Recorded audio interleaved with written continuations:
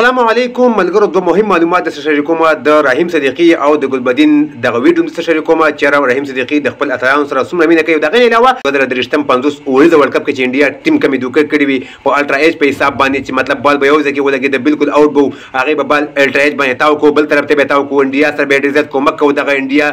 ټیم والا ډېر غټ دوکه بازان وختل پرون د قیس احمد په بال باندې رینکو سینګ آوټ کو رینکو سینګ آوټ شوی وی هلته بالکل دا بال ولګي دا کله ریپلی کې یو ځل ښیي که نه دا یو ځل همداسې ښیي بال ولګي وروسته په الټرا ایج کې بال او بیټ سره دومره فاصله پیدا شي دا څنګه پیدا شي خو ټکنالوژي ده هلته ورته کس ناست دی ما ته وګوره چې په کوم طرف باندې ډرایور د ډرایوینګ د حساب یې مطلب په کوم طرف باندې ګاډی بوځي په هغه طرف یې بوتلی شي رینکو سینګ چې ته اوټ شوی وی نو افغانستان به په 40-50 سکور باندې انډیا 5 کسان اوټ کړی وی د هغې نه دې خوا د ټول بالرانو روهیت شرما واحد پاتې روهیت شرما به هغه ځان له بیا پارټنرشپ نشو کولی خو رینکو سینګ 9 سکور وکړل د هغه اوټ یې ورکړی د قیس احمد په بال باندې الټرا ایج کې تاسو ته ښکاري چې بالکل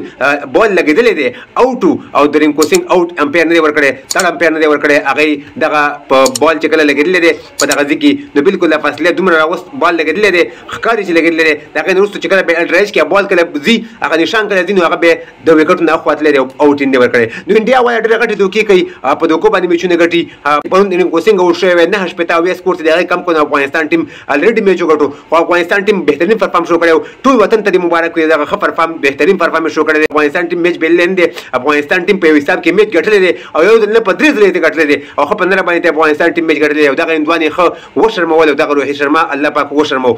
د هغې نه وروسته راځو بیا انډیا والا خو هسې هم دوکې کوي خو د هغې نه وروسته راځو په دوکو باندې هغې چې دی په دوکو باندې مشهور دي په 2023 ورلد کپ کې هم دوکې وکړي راځو د رحیم صدیقي او د ګلبدین نایب دغه مینه سره شریکوم چې ګلبدین نایب بهترین پرفارم شو کړی دی بېګا واحد ګلبدین نایب نه بلکې ټول افغانستان ټیم ښه پرفارم شو کړی خو ګلبدین نایب په آخري لمحاتو کې چې کله میچ راواړو نو بهترین پرفارم یې شو کو په آخري اوور کې 18 سکور پاتې و میچ یې ډرا کړو د ټیم یو داسې ذهن یې جوړ کړو چې افغانستان ټیم د غټو غټو ټیمونو سره لوبه کولی شي د رحیم صدیقي او د ګلبدین نایب دغه ویډیو شریکوم ډېر بهترین ویډیو د مخکې ملګرو سره ضرور شیر کړئ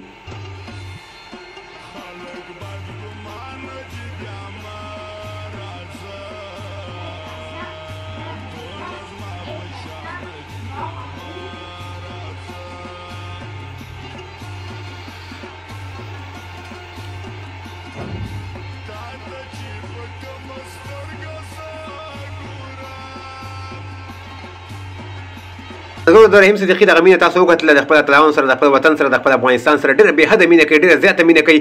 که دغه ویډیو ستاسو هم خوښه شوې وي د انډیا د دوکو دپاره دغه ویډیو شیر کړئ چې ټول ملګري خبر شي چې انډیا والا دغه شان دوکې کوي انډیا ته چې کوم ټیم لاړ شي هغه سره انډیا والا دوکې کوي په الټرا ایج په حساب باندې انډیا والا ډېرې غټې دوکې کوي او په دغه خپلو دوکو کې الله پاک راګیروي لکه څنګه چې ورلد کپ ویلو د ویډیو کتلو ډېره مننه ویډیو مخکې ملګرو سره ضرور شیر کړئ زموږ پیج او یوټیوب چینل سره ضرور سبسکرایب کړئ د نور تازه معلوماتو دپاره نور ښه وخت ولرئ د الله په امان